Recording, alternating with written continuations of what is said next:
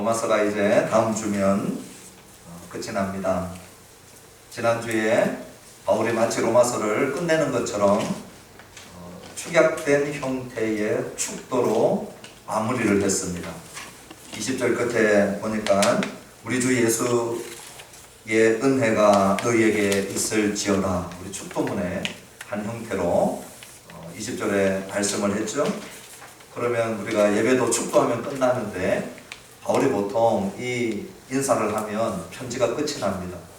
바울의 모든 편지가 주님의 이 은혜로 마지막 축도를 하고 그렇게 끝이 났는데 바울이 끝을 내지 못했어요.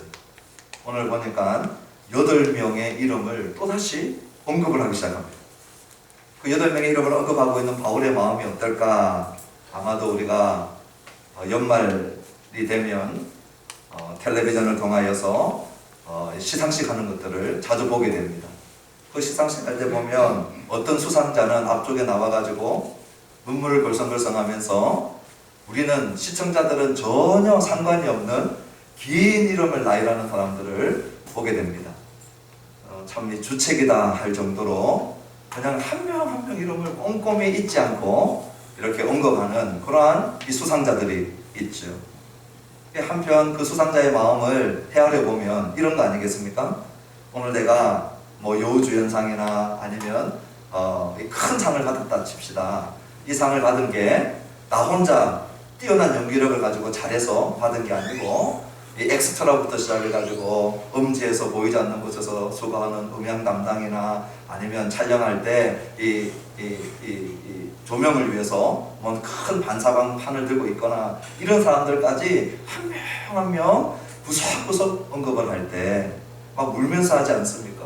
그러면서 혹시나 잊어버렸을까봐 또 막 확인해보고 그래가지고 엄청나게 많은 이름을 언급하는 이 수상자의 마음. 제가 그런 수상자들을 볼 때마다 조금 시간이 흘러가긴 하지만 마음이 따뜻해지는 걸 느껴요.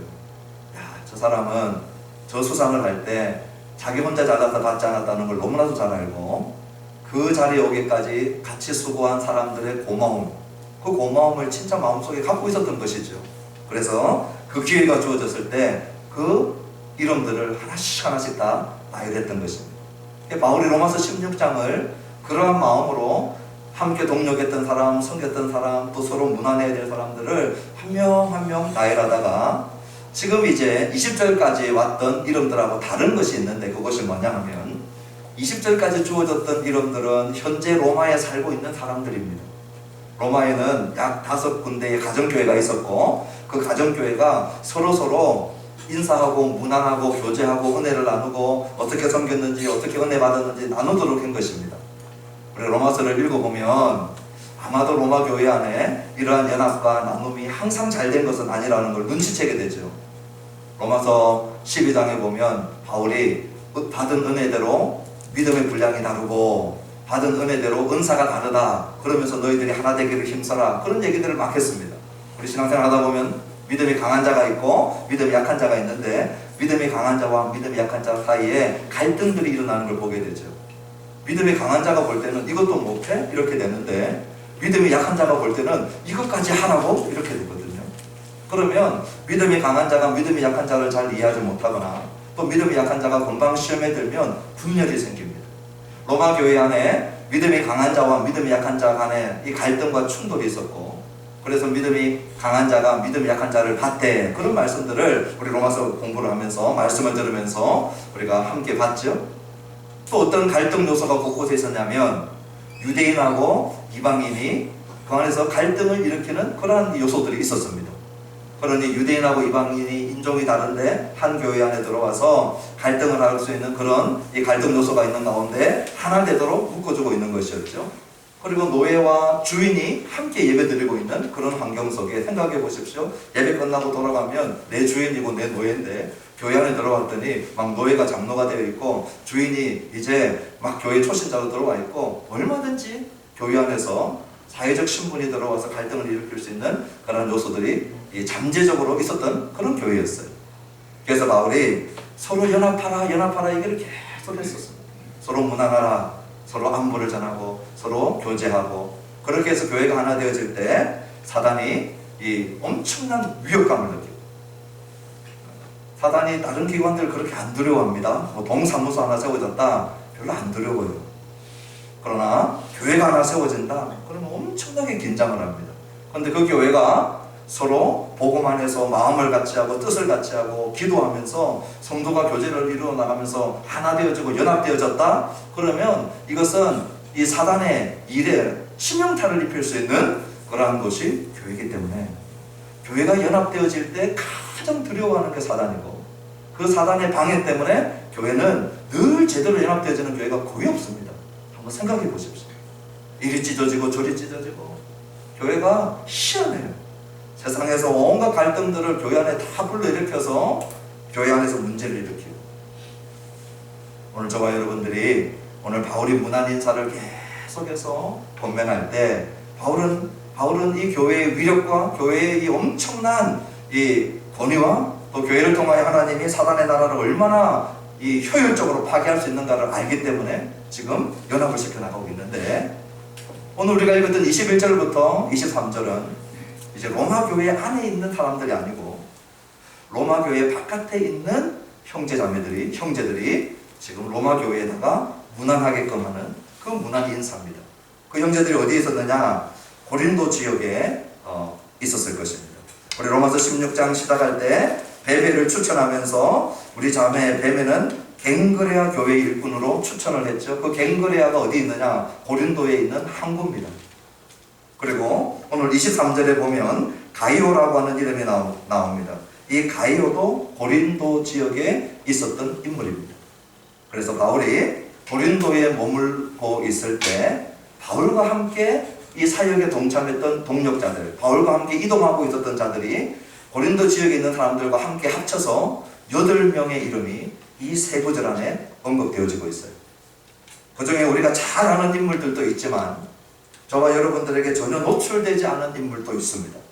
또 성경을 통하여서 아마도 이 인물일 것이다 라고 우리가 충분히 추론해 볼 수 있는 인물도 있어요.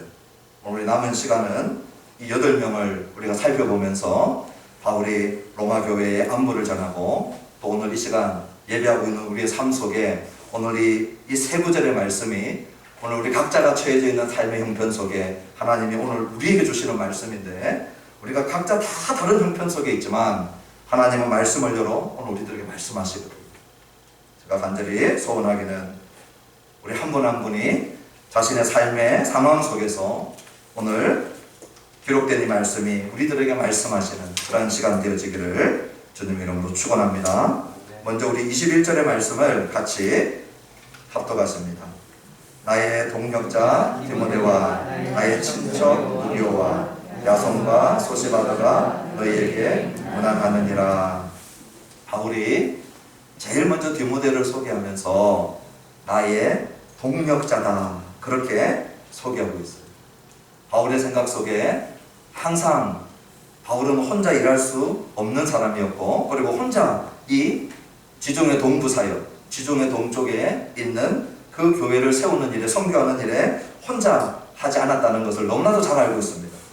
그래서 동력, 같이 일하는 자들을 언급을 하고, 또 복음에 협력하는 복음의 협력자들을 언급을 하고 있는 것을 보게 되죠. 그러면서 대담하게 나의 동력자다, 그렇게 얘기했습니다. 우리 교회에 보면 교육자들이 있고, 또 팀의 리더들이 있고, 또 우리 셀의 리더들이 있습니다. 리더가 있고 그 다음에 팔로워가 있죠. 잘 따라가는 사람이 있습니다. 그래서 제가 그런 얘기들을 하지만 좋은 리더십은 좋은 팔로워십을 통해서 일어나는 것이다. 리더가 혼자 아무리 앞장서가도 아무도 안 따라가면 아무 일도 할 수 없는 것이죠. 그래서 타고난 리더와 탁월한 따라가는 사람, 팔로워가 함께 이 교회를 세워나가는데, 바울이 내 동력자다 그랬습니다. 우리 여기에 오해가 없었으면 좋겠어요. 저는 교회의 리더를 잘 협력하고 따라가는 것은 성숙한 우리 이 성도들의 협력이다 생각을 합니다. 어떤 사람들은 이 리더십을 향하여서 어떤 시기나 때로는 경쟁의 대상으로 그렇게 여기는 분들도 간혹 있어요. 그런데 교회라고 하는 곳 안에서는 우리가 그런 부분들에 대해서는 많은 것들을 좀 내려놓으면 좋겠습니다. 왜냐하면 바울이 내 동력자다라고 얘기했지만 바울과 함께 동력하는 그 동력에 목표점, 목적지는 어디냐? 오늘 우리 다음 주에 이제 보게 되지만요. 25절과 27절에 목적지를 분명하게 바울이 밝힙니다. 먼저 25절에 보니까 나의 복음과 예수 그리스도를 전파함은 그랬어요. 내 동력자는 무슨 동력을 하느냐? 한 개인의 동력자로 끝나는 게 아니고 복음의 동력자 예수 그리스도를 전파함의 동력자인 줄 믿습니다. 27절에 보니까 지혜로우신 하나님께 예수 그리스도로 말미암아 영광이 세세무궁하도록 있을지어다. 하나님께 영광이 있도록 하는 하나님의 영광을 위한 동력이라는 거예요. 그렇기 때문에 바울이 담대하게 얘기할 수 있었어요. 나와 동력하고 나와 함께 힘을 합치고, 그것은 한 개인에게 동력하고 힘을 합치는 것이 아니고 복음에 동력하는 것이고 하나님의 영광을 위한 동력이다. 그 복음을 위한 하나님의 영광을 위한 동력이 절대로 추상적이지 않다는 거예요. 오늘 우리가 하나님의 영광을 위해서 삽니다. 그러면 그게 구체적으로 뭡니까? 복음을 위해서 살고 싶습니다. 헌신하고 싶습니다. 그게 구체적으로 뭡니까? 바울은 사도행전을 통하여 그의 서신서를 통하여 그리스도의 몸된 지역교회를 세워나가는 일에 합력하는 것이 하나님의 영광을 위함이고 복음을 위함이다라고 계속해서 말하고 있는 것이죠. 저희 오른쪽에 피아노가 있고 기타가 있어요. 이 피아노와 기타는 만들어질 때 피아노로서의 기능을 위해서 만들어졌어요. 목적을 가지고 만들어졌어요. 기타도 목적을 가지고 만들어졌어요. 그 의도가 만든 사람에 의해서 목적되어 있어요. 그런데 못이 하나 튀어나왔다고 기타를 들고 망치를 쓰거나 이 못을 박을 수는 있겠죠. 그렇지만 이 기타를 잘 못 쓰는 것이죠. 목적대로 쓰임을 받아야 되는데, 하나님이 우리 사람을 만드실 때도 만드신 분이 목적했던 것이 있었어요. 그것이 하나님의 영광을 위하여 살도록. 우리는 그렇게 목적했는데 오늘 우리는 하나님의 영광을 위하여 사는 것을 너무 고리타분하게 여기고 비현실적으로 여기고 하나님의 영광 아닌 것을 목적하면서 살아가게 되니까 우리의 삶 속에 마치 악기를 가지고 망치를 쓰듯이 뭔가 일은 하고는 있는데 제대로 되는 것이 없고 아름다운 소리도 나지 않고, 그 하나님의 영광을 위하여 살아야 되는 목적이 있다는 것을 오늘 우리가 기억할 뿐만 아니라 하나님의 영광을 위하여 사는 것은 너무 추상적인 것이 아니고 오늘 로마서를 읽어갈 때, 신약 성경을 읽어갈 때 오늘 아주 구체적으로 하나님의 영광을 살 수 있는 그 터전으로 지역교회를 주셨다는 것을 우리가 기억하고, 그러한 마음을 가지고 그리스도의 몸인 줄 알고 지역교회를 사랑하고 섬기고 동력하는 그러한 저와 여러분 되어지기를 주님의 이름으로 축원합니다. 먼저 디모데는 오늘 나와 있는 사람들 가운데 가장 분명히 우리가 누구인지 알 수 있는 사람입니다. 그래서 우리 사도행전을 볼 때는 저와 여러분이 함께 성경을 볼 것이고요. 나머지는 우리 주보, 우리 말씀 메모칸에 제가 성경 어디인지 다 올려놓았습니다.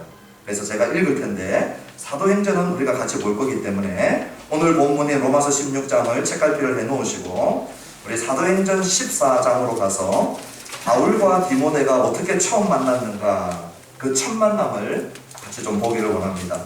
그리고 어떻게 하다가 디모데가 바울의 동력자가 되었는가, 바울이 나의 동력자 이렇게 소개를 했거든요. 그 동력의 시작을 사도행전을 통하여서 함께 보기를 원합니다. 먼저 사도행전 14장 8절을 보시면 우리 같이 한번 읽어보시겠습니다. 사도행전 14장 8절입니다. 시작. 루스드라에 말을 쓰지 못하는 한 사람이 앉아있는데 나면서 걷지 못하게 되어 걸어본 적이 없는 자라. 지역이 어디냐면 루스드라입니다. 지금 바울과 바나바가 루스드라라고 하는 지역에 왔고, 이 루스드라는 갈라디아 남부 지역입니다. 지금으로 치면 터키입니다. 터키 남쪽에 루스드라라고 하는 지역에 와서 바울이 사역을 하고 그리고 복음을 전한 결과 우리 19절로부터 22절까지 한 목소리로 19절부터 22절까지 읽어보십시다. 유대인들이 안디옥과 이고니온에서 와서 우리를 충동하니 그들이 돌로 바울을 쳐서 죽은 줄로 알고 시외로 끌어내치니라. 제자들이 둘러섰을 때에 바울이 일어나 그 성에 들어갔다가 이튿날 바나바와 함께 더베로 가서 복음을 그 성에서 전하여 많은 사람을 제자로 삼고 루스드라와 이고니온과 안디옥으로 돌아가서 제자들의 마음을 굳게 하여 이 믿음에 머물러 있으라 권하고, 또 우리가 하나님의 나라에 들어가려면 많은 환난을 겪어야 할 것이라 하고. 그 루스드라 지역에서 무슨 일이 있었느냐? 바울이 복음을 전했을 때 그 복음을 듣고 유대인들이 핍박을 주도했던 것이죠. 유대인들은 바울이 전한 복음, 예수가 그리스도라고 하는 이 복음에 절대 이 예수는 저주받은 자요, 사형당한 자요, 그리스도일 수가 없다. 그래서 바울이 전한 복음에 대해서 반감을 가지고 있었고, 또 바울이 마치 율법을 안 지키고 복음만 듣고 예수 믿는 이 잘못된 복음을 전하는 자로 오해를 해서 바울의 사역을 계속해서 방해했어요. 그런데 그 방해가 어느 정도 심했느냐? 돌로 바울을 쳤는데 바울이 죽은 줄로 알았어요. 그게 분명히 기절하고 실신한 것 같아요. 그래서 그 루스드라 성 바깥에 끌어 내쳐놓은 거예요. 그때에 20절 보면 제자들이 둘러섰을 때, 이 제자들이 바울이 복음 전하는 거 다 들었고요. 그 전했던 복음을 듣고 믿고 제자가 되어져서 그 복음을 전했던 바울이 돌 맞는 모습도 다 봤어요. 바울이 쓰러지는 모습 다 봤어요. 사람들이 바울을 내치는 모습도 다 봤어요. 그런데 바울이 일어나서 놀라운 광경을 보게 되는데, 그 상황 속에서 하나님께서 이 로마까지 가서 복음 전하게 하는 아직 그 사명들이 남아있기 때문에 바울을 다시 이렇게 세웠는데, 바울이 아이고 내가 죽다 살아났으니 이번 한 텀은 쉬자, 한 달만 어디 휴가를 갔다 와야 되겠다, 그렇게 해도 전혀 이상할 게 없는데 자기를 돌로 쳤던 그 성으로 다시 들어갑니다. 그리고 다시 루스드라, 이고니온, 안디옥 다니면서 제자들의 마음을 굳게 했어요. 제자들의 마음을 굳게 했어요. 그 제자들이 누군지 이름을 언급하지 않았죠? 우리 기억하면서 이때에 바울이 루스드라 지역에서 디모데를 처음 만납니다. 더 정확하게 얘기하면 디모데가 바울을 통하여 복음을 듣고, 그리고 디모데가 오늘 여기서 제자가 되어지고 바울이 어떻게 돌에 맞는가 다 봤어요. 그리고 난 다음에 사도행전 15장은 예루살렘 총회가 열리고, 그리고 예루살렘 총회 이후에 제2차 선교가 시작되어집니다. 바울이 전한 복음에 하자가 없다. 예루살렘에서 공식적으로 인정해줘요. 할례를 지킬 것도 없고 음식법 지키지 않아도 되고 이 유대인들의 절기 지키지 않아도 된다. 바울이 전한 복음으로 하나님의 백성 되고, 그리고 하나님 앞에 의로워지는 일에, 성령 받는 일에 아무 문제가 없다. 그 총회가 결정하고 난 다음에 16장에 바울이 이제 2차 선교를 떠납니다. 2차 선교를 떠날 때 첫 목적지가 어디냐? 더베와 루스드라예요. 그 돌 맞았던 그 땅으로 제일 먼저 갑니다. 바울이 무서운 사람입니다. 죽다 살아난 그곳을 또 가요. 자, 우리 사도행전 16장 1절과 2절 한번 읽어보시겠습니다. 시작. 바울이 더베와 루스드라에도 이름에 거기 디모데라 하는 제자가 있으니 그 어머니는 믿는 유대 여자요 아버지는 헬라인이라. 디모데는 루스드라와 이고니온에 있는 형제에게 칭찬받는 자니라. 디모데가 루스드라와 이고니온에 있는 형제들에게 칭찬받는 자일 뿐만 아니라 1절에 보니까 디모데라 하는 제자가 있으니 그랬죠? 14장에서 제자들이 둘러싸서 바울이 돌 맞는 것 받고 쓰러진 것 받고, 그리고 바울이 다시 일어나가지고는 제자들을 믿음으로 굳게 세우는 것들을 경험했던 그 제자 중에 누가 있었느냐? 디모데가 있었어요. 그것이 바울과의 첫 번째 만남이었고, 이제 동력의 시작은 바울이 다시 찾아와서 디모데를 동력자로 픽업을 합니다. 그래서 우리 방금 읽었던 사도행전 16장 3절에 보면 바울이 그를 데리고 떠나고자 할새, 이제 디모데를 데리고 바울이 2차 선교 여행부터 함께 동력하고 동행하기 시작하는 모습을 보게 되는 거예요. 이 디모데와의 만남, 기가 막힌 만남이죠. 이것은 디모데에게도 잊을 수 없는 그러한 만남이었을 것입니다. 그리고 디모데는 그 바울을 따라서 함께 이 사역에 동참하는데, 바울이 하나님 나라 들어가기 위해서 많은 환난 겪어야 된다. 그 말이 무슨 말인지 피부로, 그리고 현장에서 자기 눈으로 목격하면서 배웠던 그 내용일 거예요. 아하, 하나님 나라 들어가기 위해서 바울처럼 많은 고난도 감수해야 되겠구나. 그 얘기를 바울이 설교할 때 들었고 바울의 삶을 통해서 봤단 말이죠. 그런데 바울이 우리 같이 이제 떠나자 그렇게 할 때 디모데는 함께, 바울이 감옥에 갇힐 때까지 디모데는 함께합니다. 바울이 옥중에서 편지를 쓰는데 에베소서, 빌립보, 골로새서, 빌레몬서 이 네 권이 옥중 서신입니다. 바울이 로마 감옥에서 AD 60년에서 62년경에 이 옥중 서신을 쓰는데 그 옥중 서신 세 편지들, 골로새서, 빌레몬서, 빌립보서, 그 세 편지의 저자가 누구냐? 바울이 디모데와 함께 내가 이 편지를 쓴다라고 공동 저자를 자기와 함께 디모데를 소개합니다. 나와 바울과 함께 있는 디모데는, 나 바울과 디모데는 너희에게 편지합니다. 그러니 바울이 사도행전 16장에 그 디모데를 동력자로 삼고 함께 동력을 시작해서 지금 로마 감옥에 갇혀있는 그 감옥 안에도 지금 디모데가 함께 들어와 있는 거예요. 바울과 함께 갇힌 거예요. 그러니 이 디모데를 향하여서 바울이 어떤 마음을 가지고 있느냐? 바울은 디모데 전서와 디모데 후서에서 뭐라고 했냐면 나의 영적인 아들이다 그랬어요. 디모데를 바라볼 때 동력자 이상이었어요.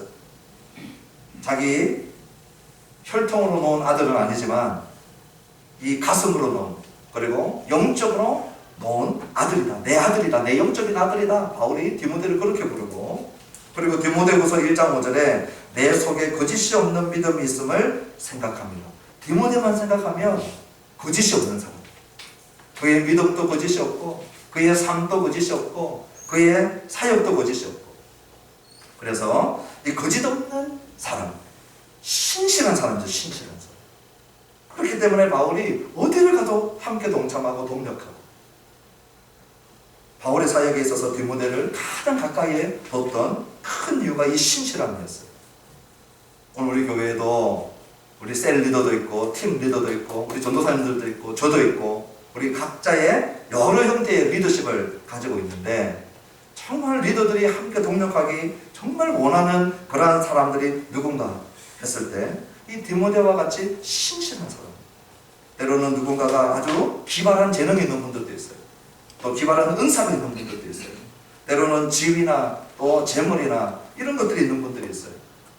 교회 사역에 오늘 보면은 그 리스트에 이런 것들이 다 쓰여집니다. 다 중요해요. 그런데 신실함이 없다면 동력이 일어나잖아요. 함께 일함이 일어나잖아요. 하나님의 영광을 위하여, 복음을 위하여, 교회를 위하여 동력이 일어나잖아요. 그래서 이 신실한 그 모습, 동력자의 모습이 이 디모데에게 잘 나타나 있어요. 감옥에 갇혔다가 히브리서 13장 23절에 보면 바울과 함께 옥에 갇혔다가 이제 풀려나는 내용입니다. 디모데가 감옥에서 풀려나거든. 히브리서 13장 23절에. 그리고 감옥에서 나와서 바울은 자신이 사역하던 곳을 떠날 때, 자기 대신에 누군가를 세우고 떠날 때, 에베소를 떠날 때 누구를 세웠냐면 디모데 전서 1장 3절에 보면은 디모데를 보내요. 그러니 자신의 후임으로 자기가 사역하던 사역을 맡길 만큼 디모데가 이 바울과 함께 동력하고 있고, 그리고 우리가 잘 알다시피 바울에게 있어서 가장 마지막 유언과 같은 편지가 디모데 후서입니다. 이제 디모데 후서를 남기고 바울은 이 목이 잘려서 순교하게 되는데, 그 디모데 후서를 쓸 때 바울이 이 디모데를 급히 부릅니다. 너는 어서 속히 오라. 자기의 가장 마지막을 함께 하고 싶은 사람이 누구냐? 디모데였어요. 바울이 디모데를 기다리고 바울이 디모데를 부르고, 그리고 디모데에게 올 때 너 내가 잘 입는 겉옷 알지? 그 겉옷 가지고 오고, 또 너 내가 손때 묻은 내 성경책 알지?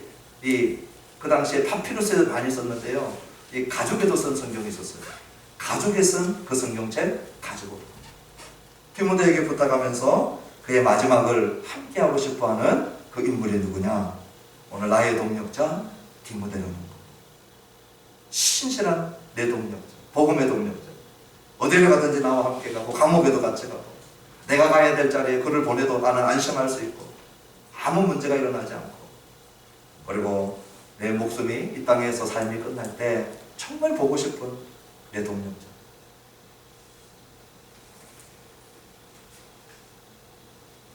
오늘 예배하는 저와 여러분들이 이 신실한 믿음, 거짓없는 믿음으로 복음을 위하여서, 하나님의 영광을 위하여서, 지역교회를 위하여서 우리가 함께 동력하는 그런 귀한 역사가 일어나게 되기를 주님의 이름으로 축원합니다.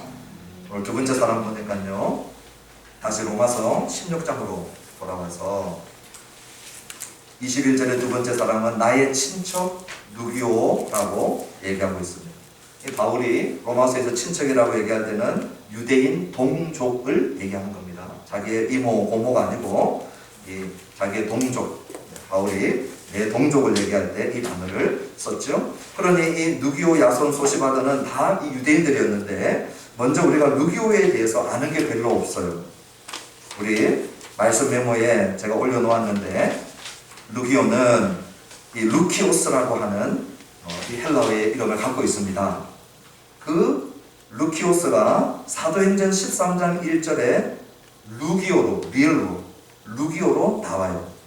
안디옥 교회의 5명의 선지자들과 교회를 교사들을 언급할 때 그때 루키오스라고 하는 이름이 나옵니다. 근데 헬라어는 똑같은데 우리 한글 성경은 하나는 리을로 시작했고 사도행전에서는, 오늘 로마서에서는 니은으로 시작을 했어요. 이것은 좀 수정이 필요할 것 같다 생각이 들어요. 똑같은 루키오스입니다. 그러니 만약에 바울이 알고 있는 이 루키오스, 루기오라면 그 개연성은 안디옥 교회를 근거로 우리가 생각해 볼 수 있습니다. 바울이 제일 먼저 교회 사역을 시작했던 곳이 어디냐? 이 수리아에 있는 안디옥 교회입니다.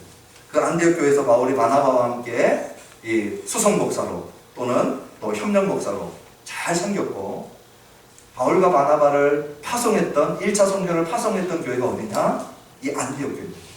그러니 그 안디옥 교회의 루키오스, 루기오라면 바울과 함께 안디옥 교회를 섬겼던 그러한 경험이 있는 인물이다. 안디옥 교회의 지도자 중에 한 명이다 하는 것을 우리가 알게 되죠. 그 다음에 세 번째 사람이 나오는데 야손입니다. 이 야손이 누군가는 우리가 분명히 알 수 있어요.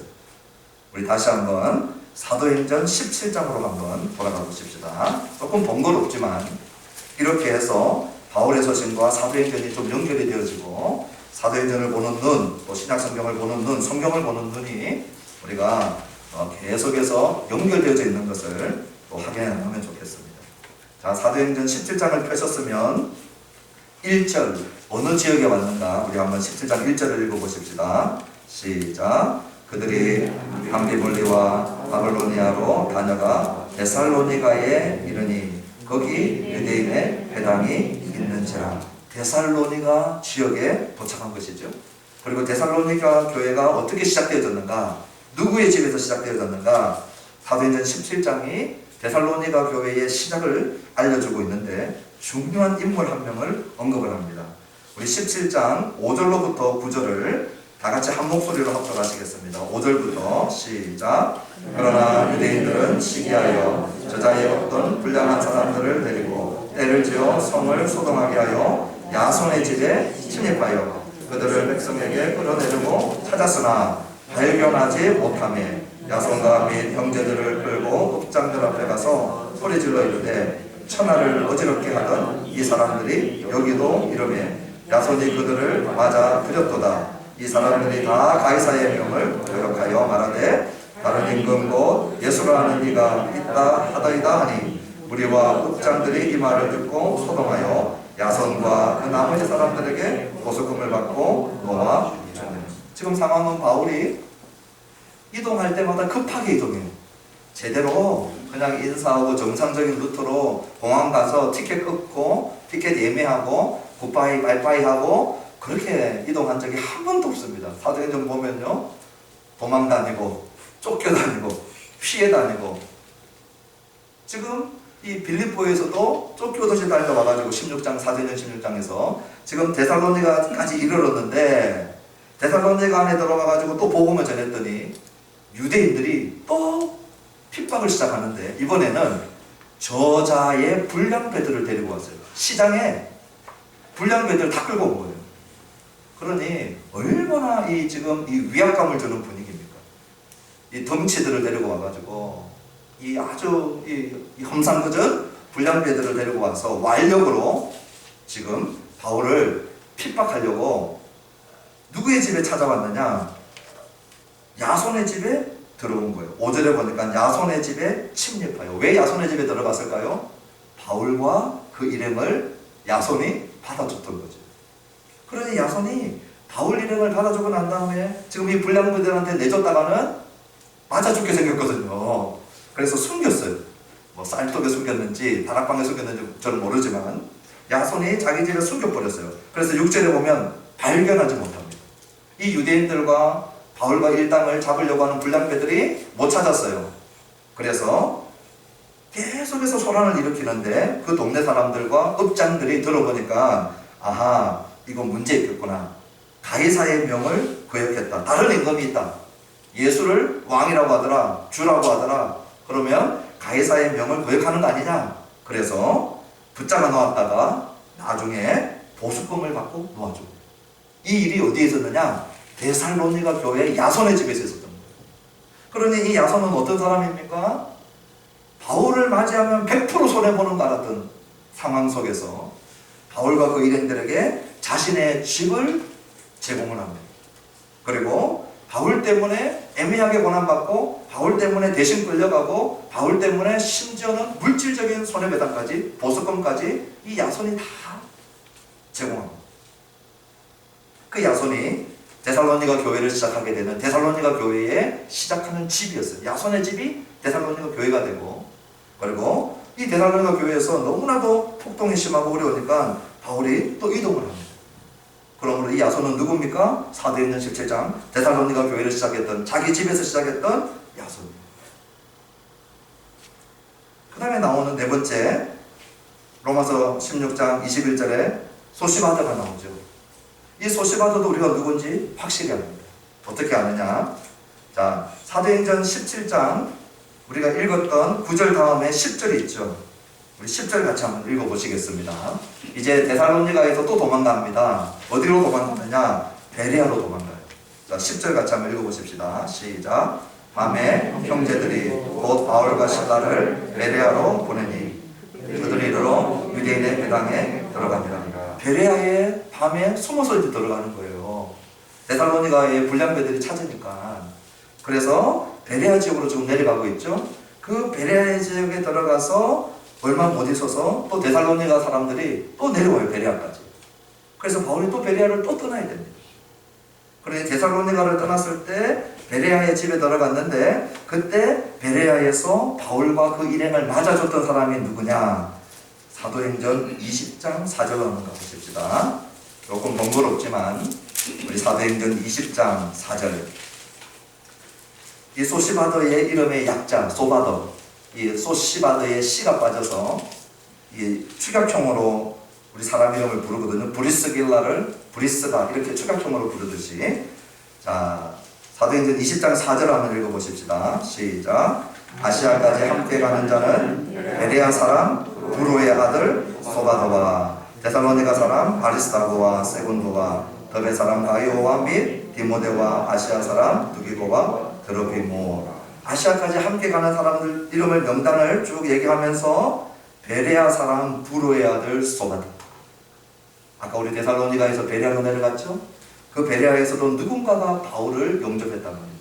그런데 영접하자마자 데살로니가에서 내려온 이 유대인 일당들이 또 바울을 쫓아와요.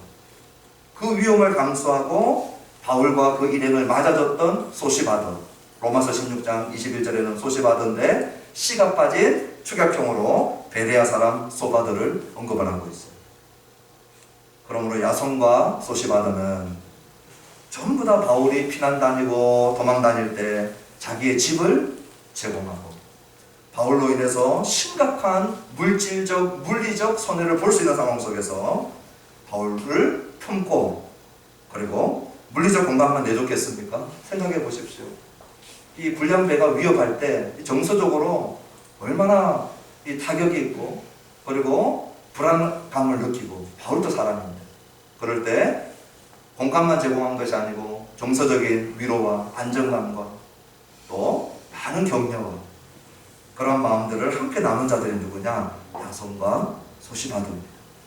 그들이 지금 어디에 와 있어요? 데살로니가와 베레아에서 섬기다가 바울과 함께 지금 고린도에 함께 모여 있는 것이죠.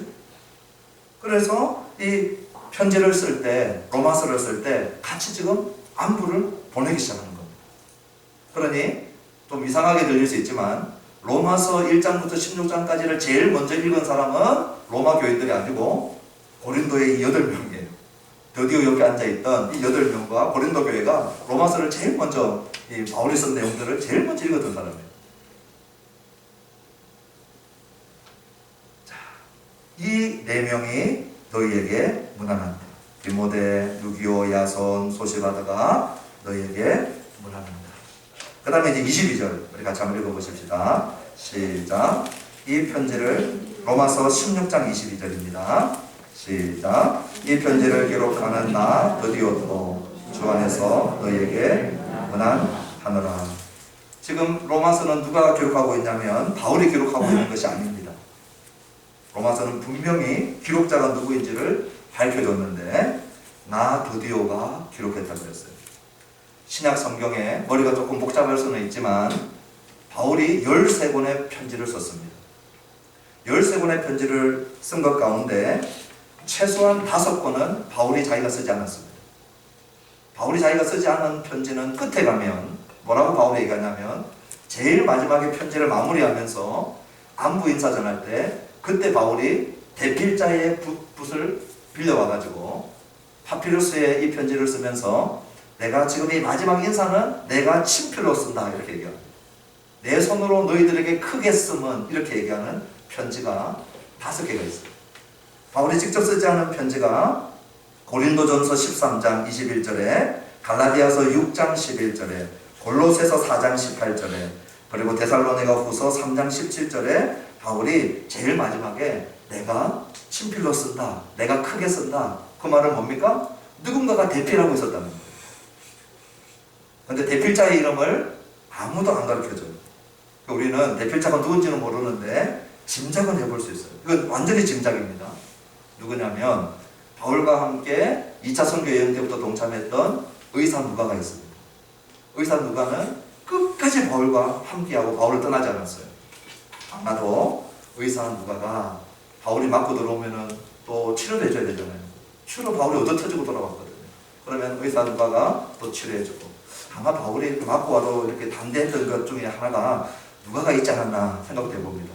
웬만큼 맞고 들어와도 이 누가가 그 당시 최고 인류 의대, 이 알렉산드리아 의대 출신이었거든요. 그러니 이 누가가 옆에 동참하면서 이 대필자 역할들도 했을 가능성이 있겠다. 모르지만 이거는 추론하는 것이고, 자 오늘 로마서 16장에서는요 이름을 처음으로 밝힙니다. 대필자가 누군지를. 로마서는 드디오가 대필했는데 이 드디오가 누군지 우리가 아무도 몰라요. 자 그럼 이제 이렇게 생각해 볼 필요가 있는 게 왜 대필을 썼을까? 그 당시 1세기에는 파피루스를 이렇게 받아 적어 쓰는 대필자가, 전문 대필자가 있었는데요. 바울에게 있어서 로마서는 가장 긴 편지였어요. 그 긴 편지를 만약 바울이 다메섹 도상에서 예수님을 처음 만났을 때 사도행전 9장, 사도행전 22장, 사도행전 26장에 보면 정오의 밝은 빛보다도 더 밝은 빛을 봤다고 그랬어요. 그리고 3일 동안 눈이 멀어버립니다. 그때 생겼던 아마 안질 또는 바울이 자기로 인하여서 부끄러움과 수치를 얘기하는 이 서신서의 내용들이 있어요. 아마 간질병자들에게서는 표현들이거든요. 바울은 간질 아니면 안질이 있었을 거예요. 그러면 그 3일 동안 봉사가 되었던 그 경우를 볼 때 이 누군가가 대신 이 펜을 들어서 긴 편지를 쓰는 것이 바울을 돕고 있는 것이죠. 바울의 육신의 아킬레스, 육신의 핸디캡, 육신의 연약함. 오늘 우리 사역자들 가운데 이 육신의 연약함이 없는 자 있습니까? 아무도 없어요. 다시 얘기하면 완벽한 사역자가 있느냐는 거예요. 완벽한 리더가 있습니까? 없어요. 그럼 동력은 언제 일어날까요? 내 리더가 완벽하지 않음에도 불구하고 그 부분들을 끌어안고 그 부족을 누군가가 채워주는 거예요. 바울에게 누군가가 손이 되어주는 거예요. 바울에게 누군가가 눈이 되어주는 거예요. 그가 드디오예요. 드디어는 다른 은사 하나도 없어요. 드디어가 재능이 많았더라, 드디어가 재산이 많았더라, 지위가 높았더라, 이런 거 없어요. 드디어 딱 할 수 있는 거 하나요. 붙잡고 쓰는 거. 이거 잘했어요. 우리 교회에서도 큰 은사가 없고 큰 재능이 없고 어떤 큰 지위가 없다 할지라도 하나님께서 내게 주신 것으로 교회에 연약과 부족이 보이는 부분들을 메꾸는 역사, 이것이 동력인 줄 믿습니다. 우리가 드디어가 될 수 있습니다. 마지막으로 23절 같이 한번 읽어보십시다. 시작. 나와 온 교회를 돌보아주는 가이오도 너희에게 문안하고 이성의 재무관 에라스도와 형제 우아도도 너희에게 문안하느니라. 자, 이제 마지막에 세 명이 남아있는데 첫 번째 나와있는 이 가이오가 누군가? 공교롭게도 신약 성경에 가이오가 너무 많다는 거예요. 제가 학교 다닐 때, 초등학교 다닐 때 철수와 여기가 너무 많듯이 가이오가 너무 많아요. 그럼 우리 신약 성경은 그냥 잽다 철수 영이 그렇게 하는 법이 없어요. 신약 성경을 몰라도 너무 모르는 거예요.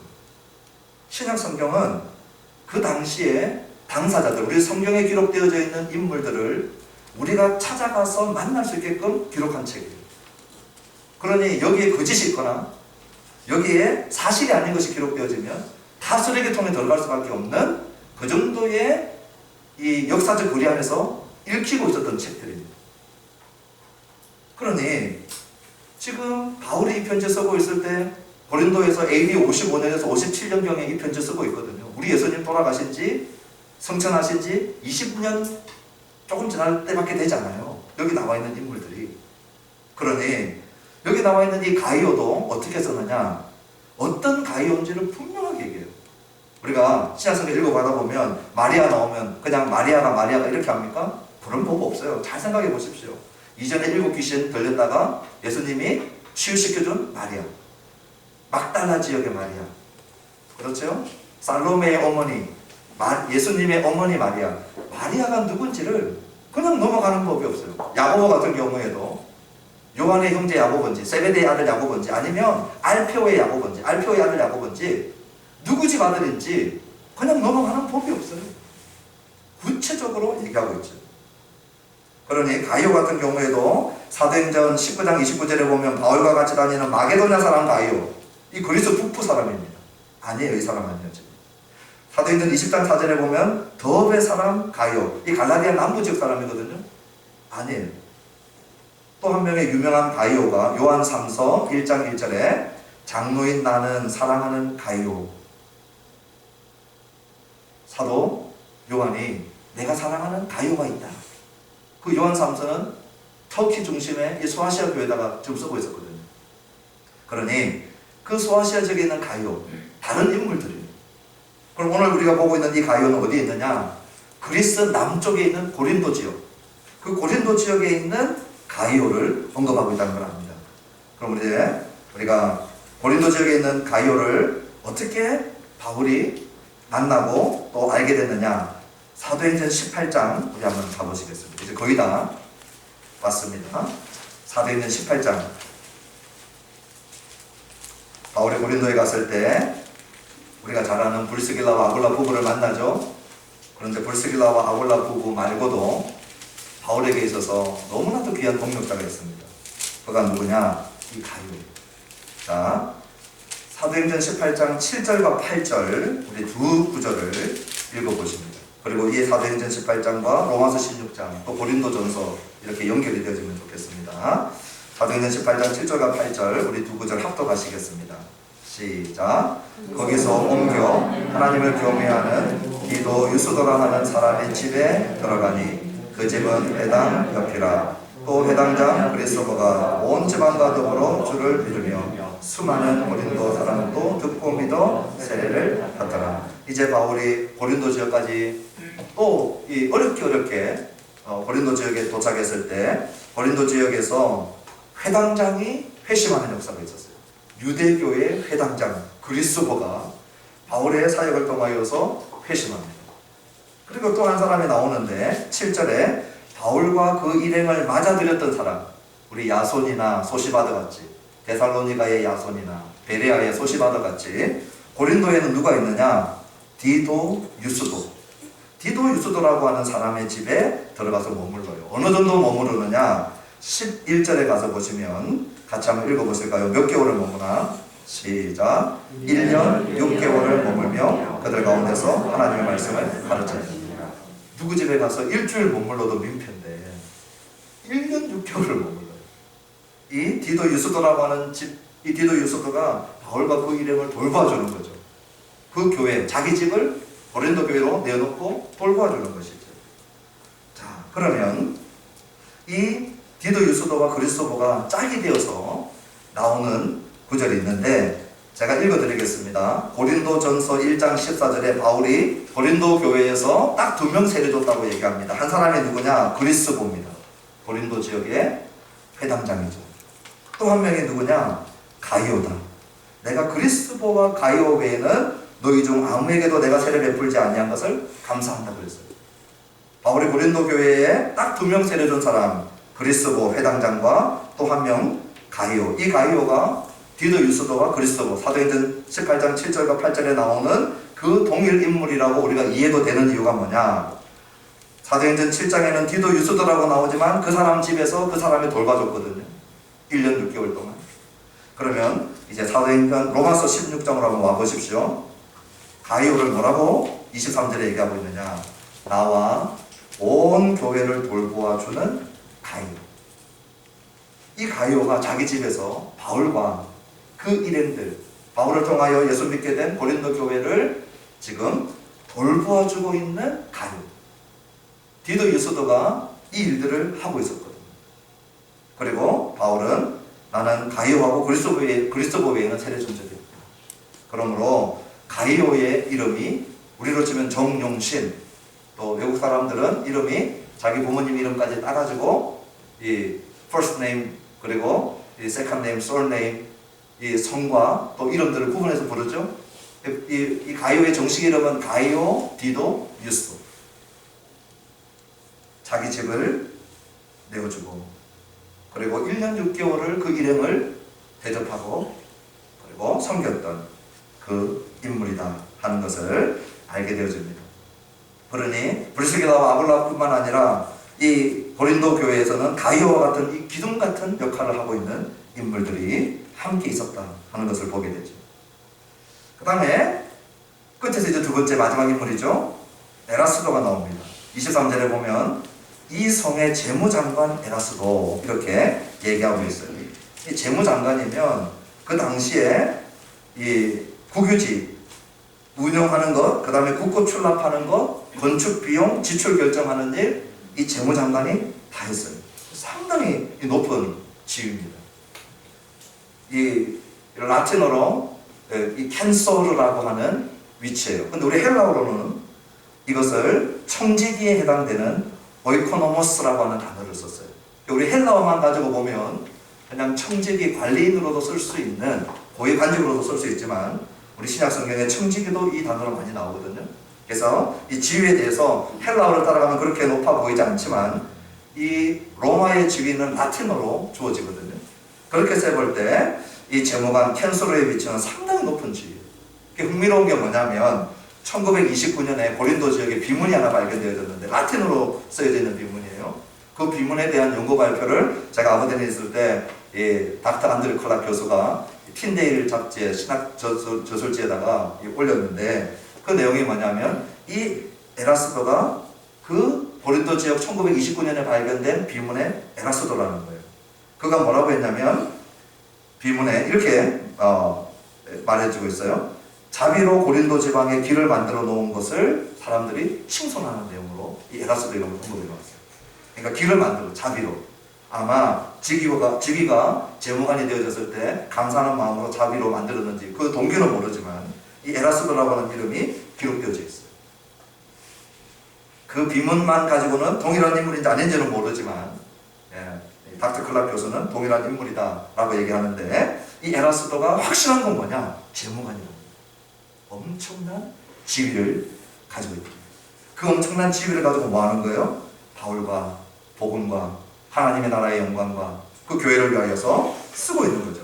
그러니까 가이오하고 에라스도 같은 사람은 상당한 재력, 자기 집에서 1년 6개월을 먹이고 보조할 수 있는 그 정도의 집과 재력이 되고, 에라스도는 고위 관직에 있었던 사람. 그 고위 관직의 직분을 가지고 뭐 하는 거예요? 복음과 하나님의 영광을 위해서 쓰고 있는 거죠. 그리고 마지막에 한 명이 나옵니다. 고아도. 쿼터스.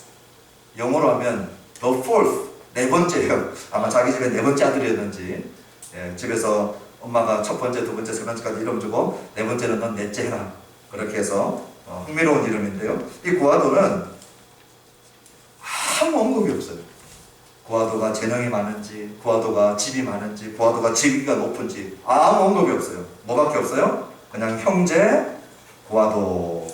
형제 고아도가 너에게 무난한다. 근데 바울이 왜 고아도가 무난하는 걸 싫었을까요? 바울에게는 너무 고마운 일입니다. 제가 이 고아도를 묵상하면서 오늘 일부 예배 때도 말씀을 드렸는데, 요한복음 12장에 보면 사내들인 공회가 예수님 잡아 죽이기로 결의하고 난 다음에 예수님 근처만 가도 나사로까지 죽이려고 했거든요. 그 살벌한 시기에 마르다하고 마리아하고 나사로가 잔치를 해요. 아마 예수님의 마지막 잔치가 되겠죠. 이거 드시고 이제 예수님 십자가 가야 되니까. 그때 마리아는 향유 쏟아 붓고, 마르다는 열심히 밥 지어서 예수님 드리고, 나사로는 가만히 앉아만 있어요. 하는 일 하나도 없어요. 그냥 예수님하고 앉아만 있어요. 아마 죽었다가 4일 만에 일어나가지고 또 힘이 별로 없기도 했는지 모르겠지만 가만히 앉아만 있어요. 근데 누가 그 나사로가 앉아있는 걸 보고 아주 수동적이고 비협조적이고 동력하지 않는다라고 비난할 사람이 있겠어요? 같이 앉아만 있어도 예수님 때문에 죽을 수 있는데. 아마 예수님에게 나사로 같은 인물, 바울에게 이 고아도 같은 인물이었을 거예요. 뭐 특별히 가진 것 없고 특별한 재능 없고 사회적으로 고위 관직도 아니고, 그런데 바울의 복음과 하나님의 영광을 위하여, 그 고린도에 있는 지역교회를 위하여 이 고아도는 형제가 되어서 신실하게 같이 있는 자가 된 것이죠. 이제 말씀을 마치면서 오늘 저와 여러분들은 무슨 일에 동력하고 있는가? 오늘 나는 왜 존재하고, 오늘 나는 왜 공부하고, 오늘 나는 왜 일하고, 나는 무엇을 향하여 달려가고 있는가? 기타는 왜 만들어졌고 피아노는 왜 만들어져 있는가? 만든 이가 목적한 것이 있는데, 오늘 나의 목적은 내가 만드는 게 아니고 나를 만드신 이가 목적한 것이 내 목적이에요. 기타가 자기가 자기 자신을 목적하여 지은 바 될 수 없죠. 피아노가 스스로 목적하여 지은 바 되지 않죠. 지은 이가 오늘 우리의 목적을 결정합니다. 우리 사람은 하나님이 자기 형상으로 하나님의 영광을 위하여 치우셨어요. 바울은 그 영광을 복음 전파와 지역교회라고 하는 아주 구체적인 것으로 언급하고 있어요. 오늘 우리 일주일의 삶을 돌아보면서, 내 인생을 돌아보면서, 오늘 나는 하나님의 존재 목적에 맞게 내 삶을 설계하고 내 삶을 달려가고 있는가? 아니면 하나님의 존재 목적을 뒤집어서 내가 목적하는 것을 향하여 달려가고 있는가? 바울이 나의 동력자라고 부를 때 이 복음, 이 영광, 이 교회에 위하여서 동력자를 소개하고 있는 것이. 오늘 이 시간 예배하는 저와 여러분들이 복음과 하나님의 영광을 위하여, 그것이 추상적인 얘기가 아니고 아주 구체적인 그리스도의 몸된 지옥교회를 위하여서 함께 세워나가고 헌신하는 이 부름을 받은 자인 줄 믿고, 이 일에 복음을 위하여 동력하는 동력자가 되어지기를 주님의 이름으로 축원합니다. 건강한 교회는 반드시 동력으로 세워집니다. 반드시. 동력이 되지 않는 교회는 절대 건강한 교회가 아닙니다. 얼마나 모였고 얼마나 큰 건물을 갖고 있고, 이거는 다 부차적인 게 됩니다. 그 안에서 찢김이 있고 나눔이 있고 끼어짐이 있고 반목이 있고 분열이 있고, 그러나 가정교회에도 그 안에서 연합이 있고 하나됨이 있고 복음과 하나님의 영광이라고 한다면 그 앞에서 전부 다 연합을 이루어 나가는 그러한 교회. 오늘 우리 교회에 제가 앞에서 설계했던 것처럼 우리 5개의 셀 리더들이 있어요. 우리 팀 리더들이 있어요. 우리 전도사님들이 있어요. 저도 있어요. 이런 리더와 직분을 맡은 분들, 우리 직분자들이 있어요. 우리 성도님들이 있어요. 어떤 자리에 있든지. 제가 로마서 12장을 시작하면서 로마서에서 이렇게 얘기했죠. 그러므로 형제들아, 내가 하나님의 모든 자비하심으로 너희를 권하노니 너희 몸을 하나님이 기뻐하시는 거룩한 산제물로 드리라. 오늘 자신의 몸을 하나님이 기뻐하시는 거룩한 산제물로 드린 가장 구체적인 그러한 사람들의 리스트가 사도행전 16장에, 이 로마서 16장에 쭉 나오고 있는 거예요. 우리의 몸을 하나님이 기뻐하시는 거룩한 산제물로 드리는 거 추상적이지 않다는 거예요. 구체적으로 어떻게 드렸어요? 가이오나 에라스도는 자신의 집, 자신의 재력, 자신의 직위, 자신의 부, 자신의 사회적 직분, 이런 것들을 가지고 복음과 하나님의 영광을 위하여, 교회를 위하여 썼어요. 드디어는 할 수 있는 게 딱 하나밖에 없었어요. 붙들고 쓰는 거. 딱 하나 있었어요. 그런데 그게 바울에게는 너무나도 절실하게 필요했던 것이죠. 바울이 못하는 거, 바울의 연약함이 있는 거, 바울의 부족함이 있는 거, 그것을 들어서 쓴 거예요. 우리 교회도 보면 우리 주보를 프린트합니다. 그런데 누가 또 접어요. 저는 요즘에 이제 누가 접는지 잘 모릅니다만, 오면 우리 주보를 접고 섬기시는 분들, 그걸 들고 나가서 섬기시는 분들, 우리 교회에 행사가 있으면 저는 이렇게 파는 거 갖고 와가지고 붙이는 거 어쩔 수 없이 해야 될 때는 해야 되지만, 우리 성도님들이 이렇게 써주시는 분들 계시죠. 집에서 오려가지고 땀을 흘려서 이 펜을 들고 쓰시는 분들.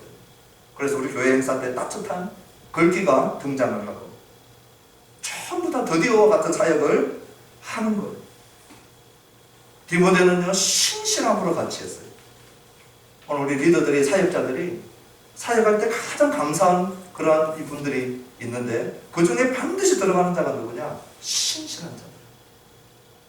재능 유무, 재물 유무, 이걸 다 떠나서 있든 없든 신실한 그분들. 얼마나 감사한지 몰라요. 작은 오해에 무너지지 않고, 또 작은 연약함에 무너지지 않는 분들. 신실하게. 그 사람을 보고 사역하지 않기 때문에 그 복음과 하나님의 영광을 바라보면서 신실하게 나아가는 자.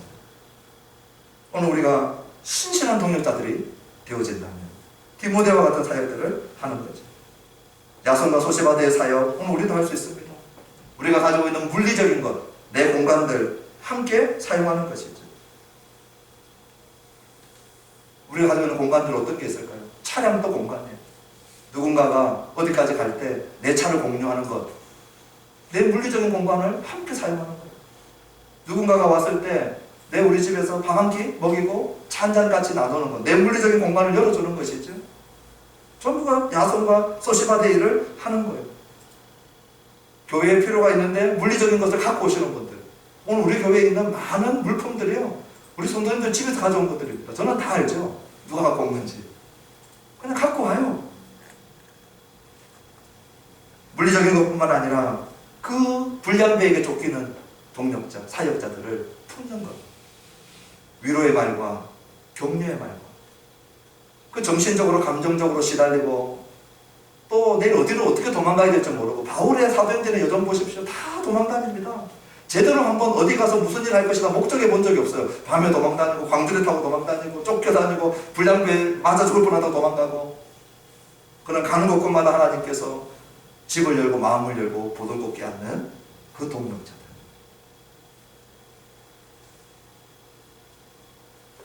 구하도와 같이 나는 교회에 아무 보탬이 안 되는 것 같은데, 나는 돈도 없고 바깥에 사회에 나가면 아무도 나를 우러러보지도 않고, 그리고 특별한 이 드디어와 같이 글 쓰는 재주도 없고, 그러나 구하도는 믿음의 형제가 되어서 그 사역의 자리에 묵묵히 동참하고, 바울이 잊을 수 없는 자신의 복음의 협력자로 소개하고 있어요. 이제 말씀을 맺으면서 우리 하늘나무교회 성도님들, 이부 예배에 오신 저와 여러분들이 오늘 여기 8명의 등장인물이 복음의 협력자가 되어서, 복음의 동력자가 되어서 그의 삶을 드렸듯이, 오늘 저와 여러분들의 삶이 오늘 이 말씀의 빛에 비추어서 하나님의 영광, 복음의 전파함, 그 지역교회를 섬기며 우리가 다시 한번 믿음의 헌신과 또 전진이 있게 되기를 주님 이름으로 축원합니다. 찬양하십시오. 여기에 모인 우리 주의 은총 받은 자들아, 주께서 이 자리에 함께 계심을 아노라. 여기에 모인 우리